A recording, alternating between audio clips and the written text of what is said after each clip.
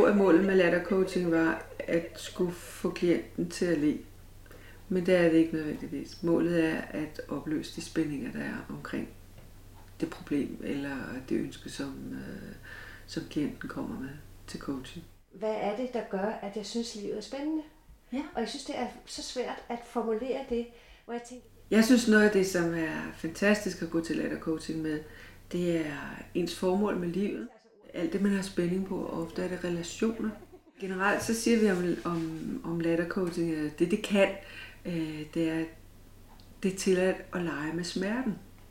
Om det er en fysisk smerte, eller om det er en psykisk smerte, eller om det er altså bare smerten ved at være til, at lege med den.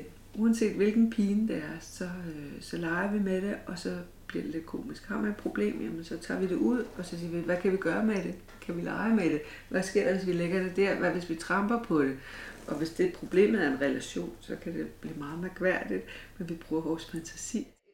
En lattercoach må kun grine, når klienten griner. En lattercoach vil være lydhør for, hvor ligger spændingen, og ofte ligger den, når klienten svarer, prøver at forklare noget, og så kommer til at sige tihi, eller hi, eller haha, eller at der er noget pinligt, der er en spænding, der er et eller andet. Og så kan man være helt sikker på, at det er der, hvor at lattercoachen vil dykke ned, fordi det er der, hvor man kan forløse spændingen. I virkeligheden, som jeg synes er noget pis. Sig lige det igen. Jeg synes, det er noget pis.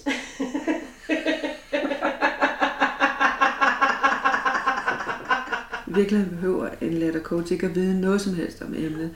En lattercoach vil kunne sige, bare tænk på det, og stille nogle spørgsmål til det, og der hvor klienten kommer til at grine, der vil man pæse deres latter ved at grine med.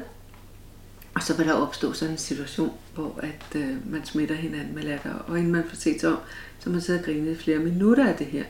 Og jeg lover, at man kommer ikke til, når man tænker på sine bekymringer eller sit problem, så er den ikke på det samme sted i hverken i ens følelsesliv eller i ens bevidsthed, som den var før. Og det er det finurlige ved lattercoaching. Man skal ikke bruge hovedet ret meget. Det er kroppen, der gør arbejdet og løsner spændingerne.